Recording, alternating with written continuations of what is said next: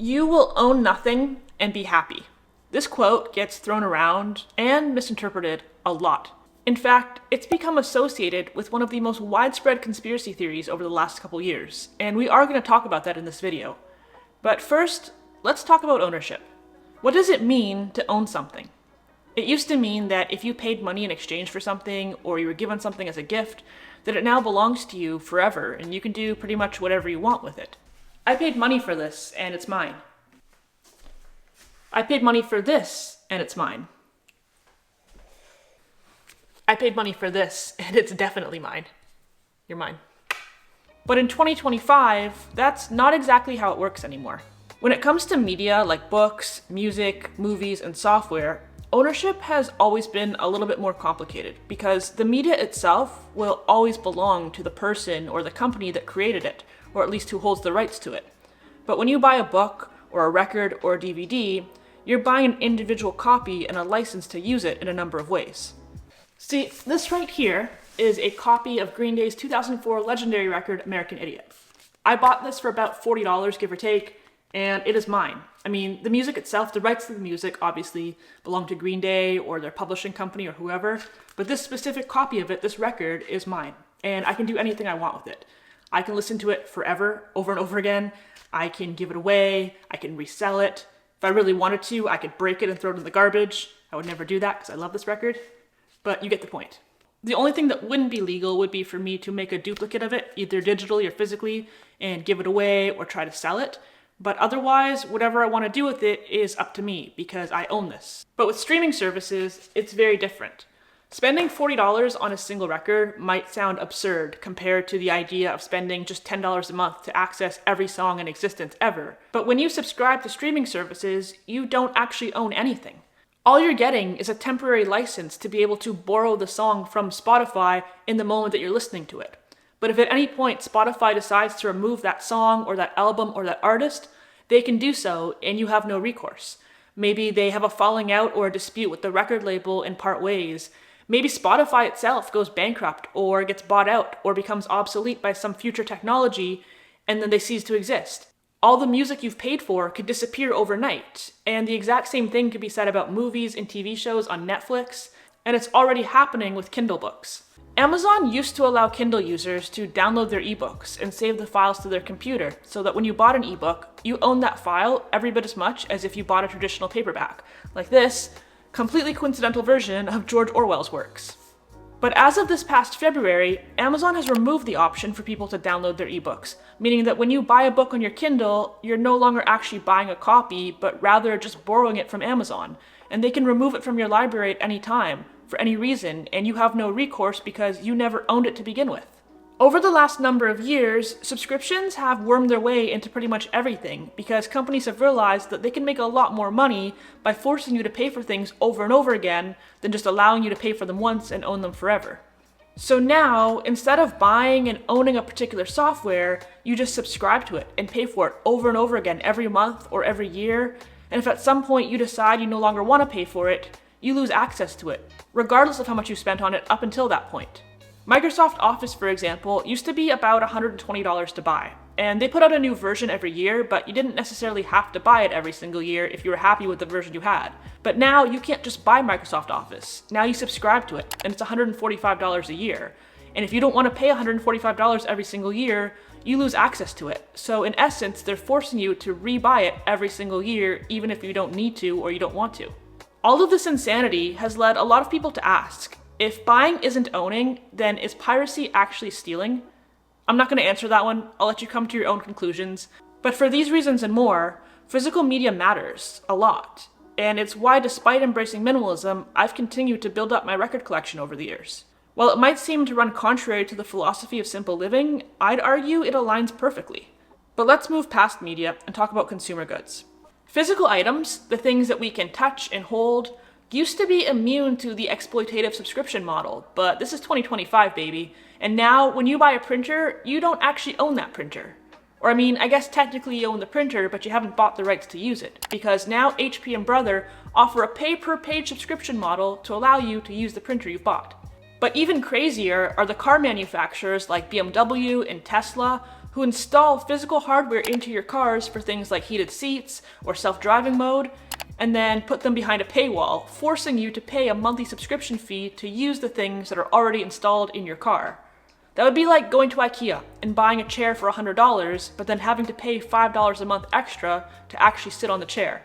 Maybe I shouldn't give them any ideas.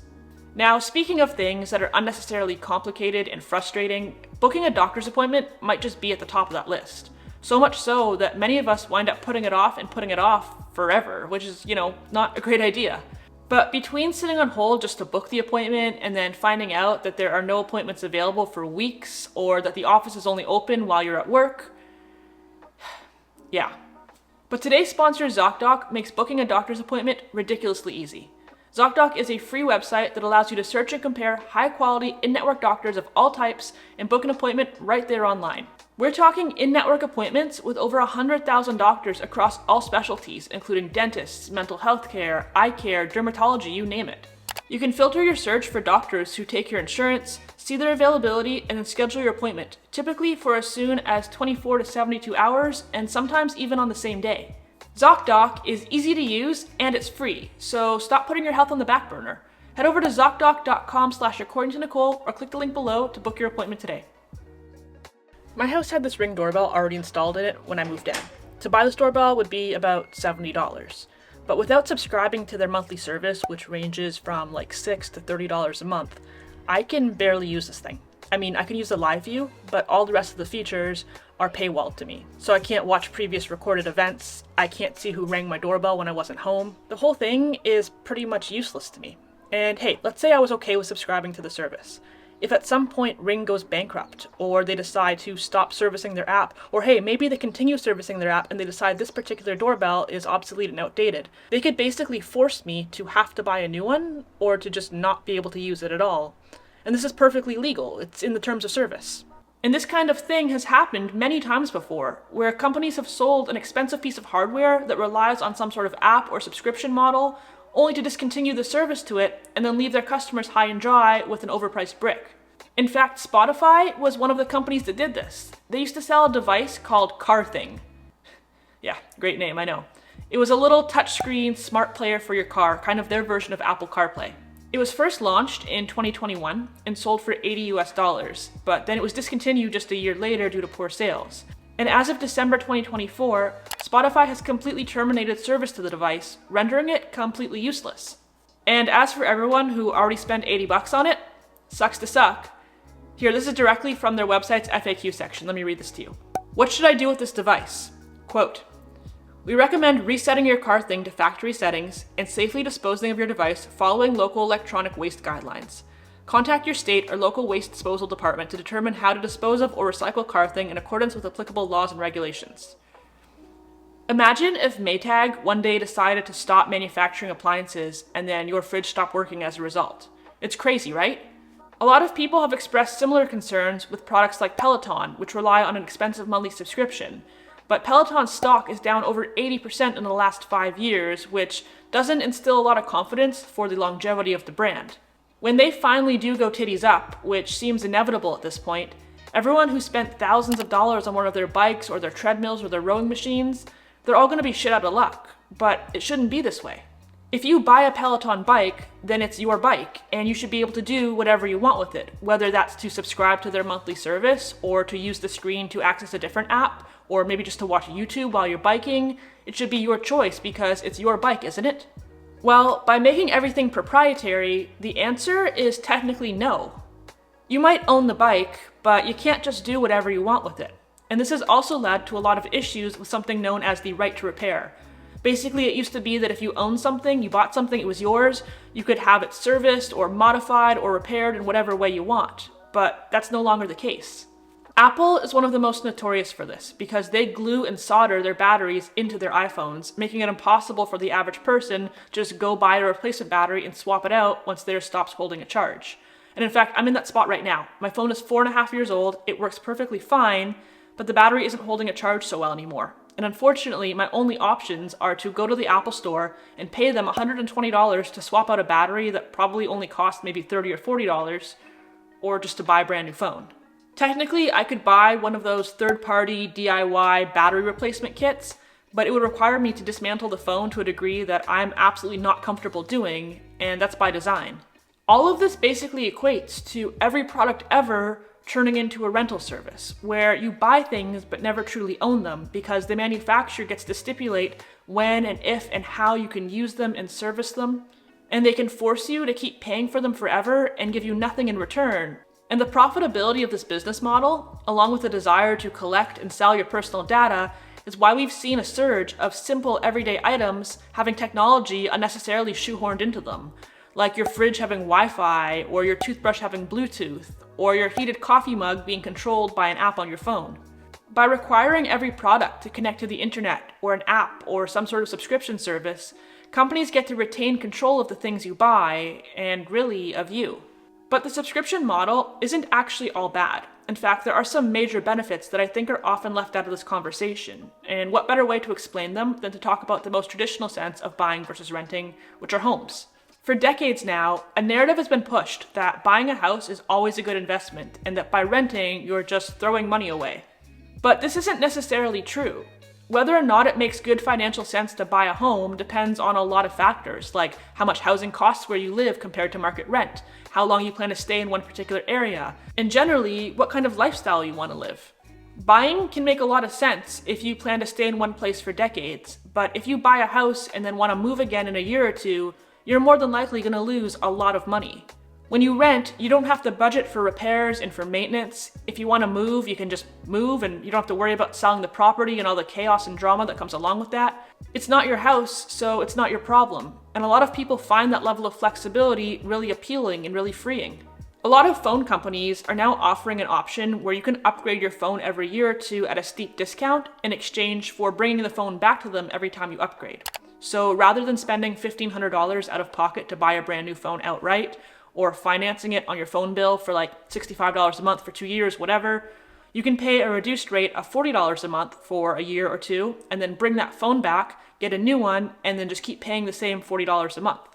If you're somebody like me who buys a phone and then basically just uses it until it's unusable, spending $40 a month in perpetuity for a phone doesn't make a lot of sense. But if you're somebody who likes to upgrade every year or two anyways, doing this can save you a lot of money.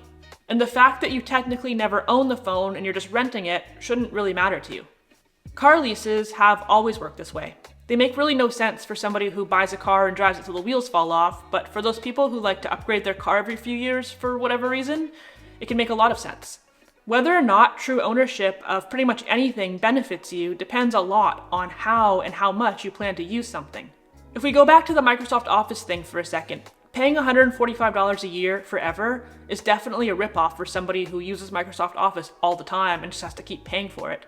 But if you're somebody who, for whatever reason, only needed it for a month or two, the ability to spend $14.50 a month and have access to it for a short period of time, rather than having to shell out $120 or $130 to even own it outright, is a way better deal.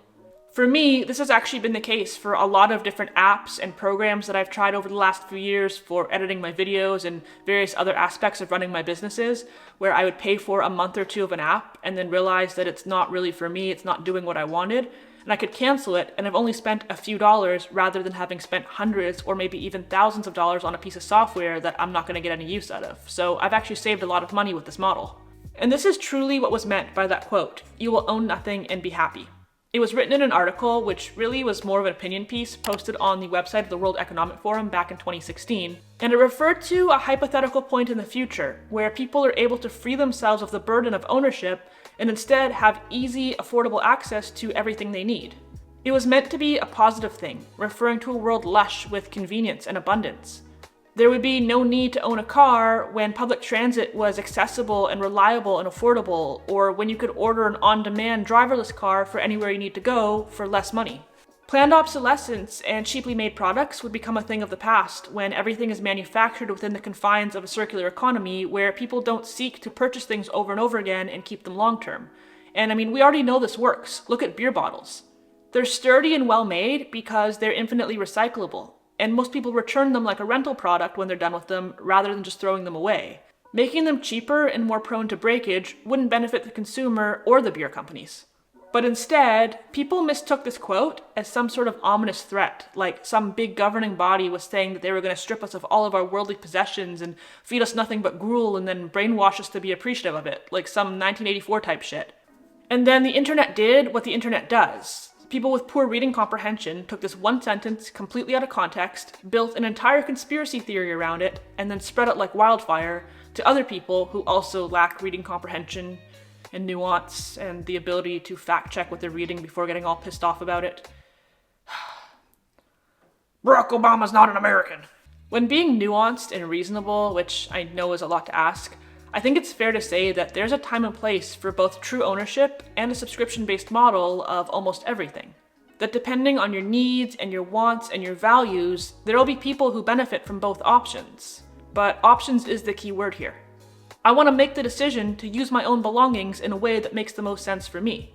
And so it's not really the subscription model that I have a problem with, it's the lack of autonomy. Because if I buy something, if I pay for something with my own money, then it belongs to me. And if it belongs to me, then I want to use it how and when and as much in the way that I want to, because I own it and it's mine.